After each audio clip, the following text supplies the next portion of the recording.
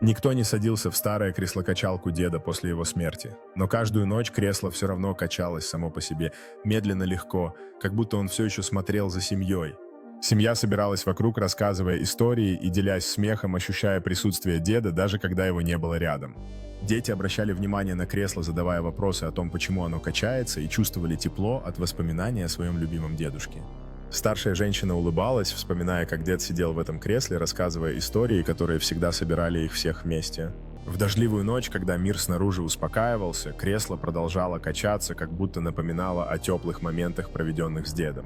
Ребенок, сидя на полу, рисовал кресло-качалку, погруженный в свои мысли, и чувствовал связь с дедом через каждое движение.